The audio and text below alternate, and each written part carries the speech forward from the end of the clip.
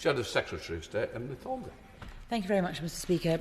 It's been 14 days now, as I'm sure that you're aware, since the provisional trade agreement between the UK and the Cameroon entered into force. And yet Parliament has still not even seen that agreement, let alone had the chance to examine it, debate it or approve it.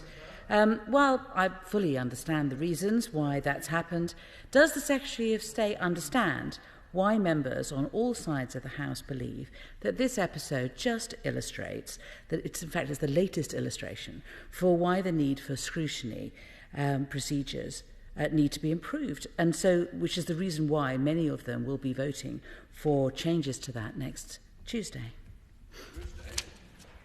Well, Mr Speaker, I like to say scrutiny starts at home, so I suggest she starts with her colleague, the member for Harrow West, who presided over the EU signing of the CARIFORUM deal 13 years ago, which is still being provisionally applied. I'm not quite sure why the Honourable Lady doesn't ask for a debate on that. These are serious matters. Cameroon has become, in the last 3 years, one of the most abusive, repressive and murderous regimes in the world today. Now, we all know that that didn't stop the Secretary of State reaching a trade agreement with them, but we don't even know what, if anything, the trade agreement says on this issue.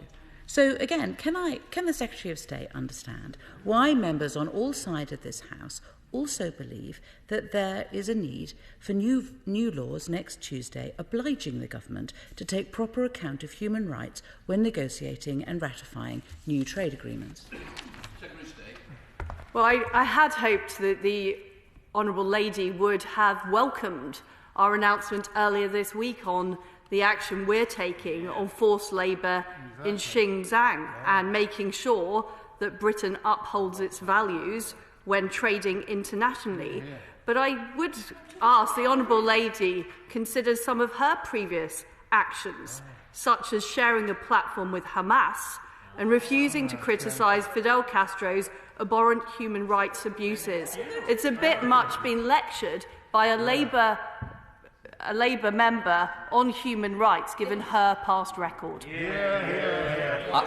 Can I just say to the Secretary of State, I expect better in the answer. That was just way off the beam. And in fairness, you're a much better Secretary of State than that, and I do expect better. Right, we now have a substantive question to the Minister.